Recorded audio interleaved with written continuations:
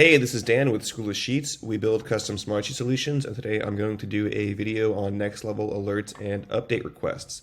As you can see from this very fancy flowchart, we're doing this, and this. Let's keep going. All right, so second video in the Automation 2.0 series.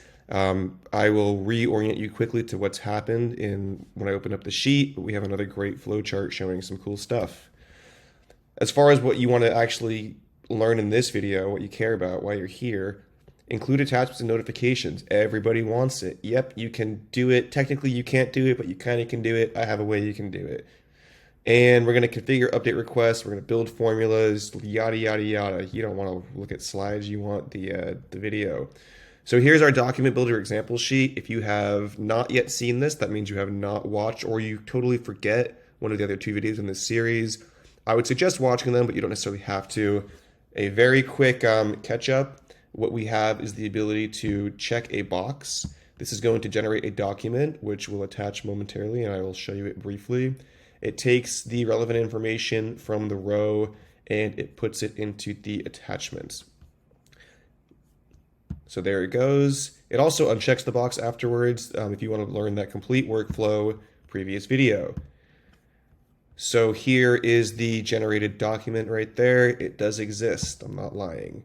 All right, so there's a new feature in this video, this send document function.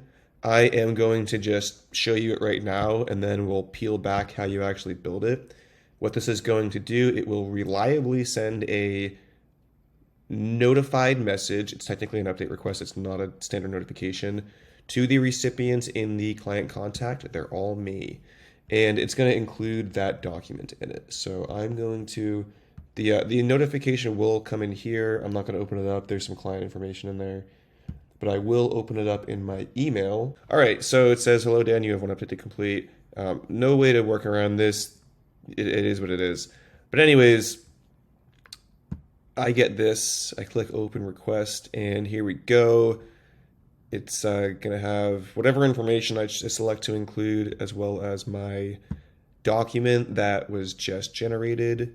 So perfect. So in this case, I am the client. I am receiving this, and it looks good to me. I mean, you know, I'm buying it for sure. All right. So how do we actually get to this point? I'm glad you asked. I'm going to show you. So let's just undo everything that existed here, which includes that column and this automation, delete you. And all right, here we go. So you make a new column. I'm using the star. You can do whatever trigger you want. Automation, we're going to create a workflow from scratch. All right, and I'm just gonna say update request, send document to client contacts. When, alrighty, where is it? Send document changes to start. We are going to request an update. And again, the update request is essentially the answer to how do you get attachments and notifications. So if that's really all you care about, then you kind of got what you came for here. And I guess you can take that information with you and go on your day. So when you do this, of course, you want to include your attachments because that's the whole point of this. I'm clicking today's date for now. That's how I built this. But let's actually take it one small step higher. And let's see here, client receipts. So let's put that in there. And I'm also going to do one other thing. All right, so I'm gonna reconfigure this. This is a formula column that is essentially pulling together, you can see, you know, a few of the different columns across here to make a text-based information piece. This is useful with respect to what we're doing right now because if you include this in your update request automation. This will appear in the update request form, but it will not be editable because it is a formula. So I'm just going to convert it to a cell formula. And let's see here. I'm going to say prepared for, oopsies, that should be a plus. Prepared for alpha bikes, and I'll say, you got to be careful with your spaces here, on, and let's say plus by plus salesperson. All right, so prepared for alpha, oops, there we go. So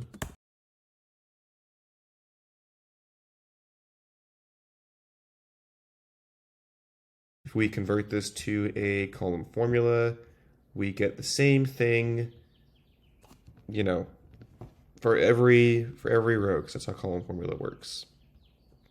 And then you can just hide this. Okay. Anyhow, let's complete our automation. And let's see here. We're going to include the info. And the reason I have it all the way to the left is because it will appear first. Don't need today's date anymore.